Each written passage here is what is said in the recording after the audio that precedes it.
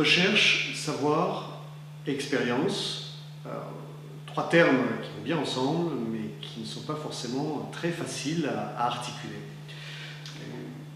Lorsque l'on parle de savoir et d'expérience, surtout dans notre cursus d'enseignement supérieur en France, eh bien, on peut se poser la question de savoir s'il ne faut pas quelque part rééquilibrer l'un et l'autre. Peut-être diminuer l'aspect savoir, augmenter l'aspect expérience.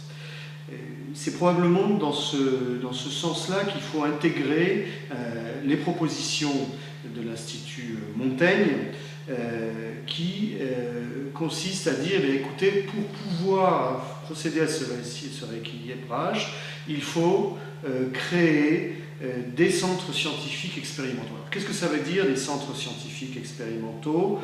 Ça veut dire avoir des laboratoires en libre accès avec du matériel qui est mis à disposition des étudiants et bien entendu matériel qui est utilisable au gré de leur recherche, au gré de leur génie créatif, et à partir de là favoriser des tests, des expériences, des ajustements, des validations. Alors, il n'y a rien de très nouveau dans une proposition de ce type-là. Il suffit de regarder comment les PhD aux États-Unis travaillent sur le tas, en procédant à des expériences de toutes sortes, mais en étant appuyés par des chercheurs qui sont souvent évidemment des gens qui maîtrisent l'état de l'art dans leur domaine et qui sont à même de guider à la fois pour les travaux qu'ils conduisent dans leur propre discipline, mais également pour des chercheurs qui se révéleraient être des entrepreneurs capables de transformer ces travaux en des innovations marché. Et je crois que la clé, elle est là.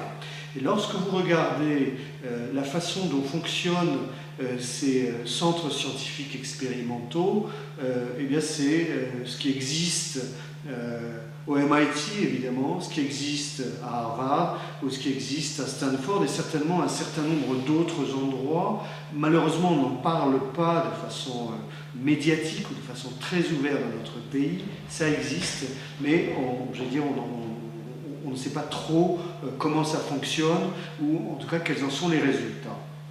Ce qui est intéressant, c'est que lorsque vous avez la possibilité d'être à la fois chercheur, étudiant-chercheur, entrepreneur, et puis que vous pouvez valider votre master, votre thèse, préparée au sein d'un laboratoire, qui en fait est une véritable pépinière de start-up, mais également véritable pépinière de projets de recherche. Évidemment, le fait de côtoyer, de se faire se côtoyer des chercheurs, des étudiants, et en amont ou en aval des industriels, eh bien la mayonnaise ne prend pas de la même façon, si on peut expliquer les choses de cette manière. Parce que d'un côté, vous avez des chercheurs qui cherchent, qui créent, qui testent et qui valident.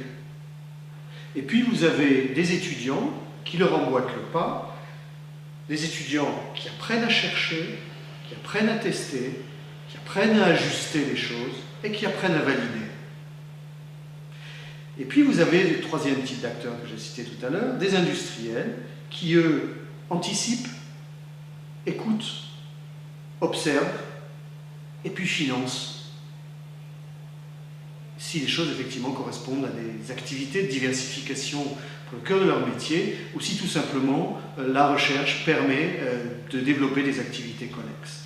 Donc au fond, cette articulation, elle est assez simple.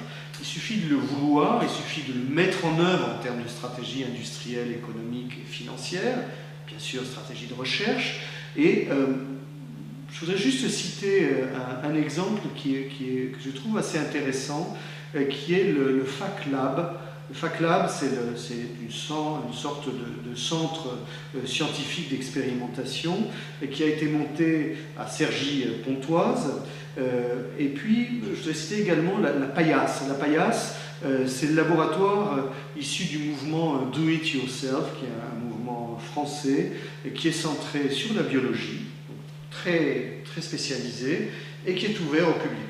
est ouvert au public, il est ouvert en accès libre à des étudiants-chercheurs qui peuvent tester ce qu'ils ont à l'esprit et qui peuvent bien entendu bénéficier de l'appui de chercheurs émérites dans leur domaine. Voilà. Au fond, quand on parle de rééquilibrage de savoir et de l'expérience, c'est quelque chose d'assez simple. Il suffit de mélanger à bonne dose, au bon endroit, les bons acteurs.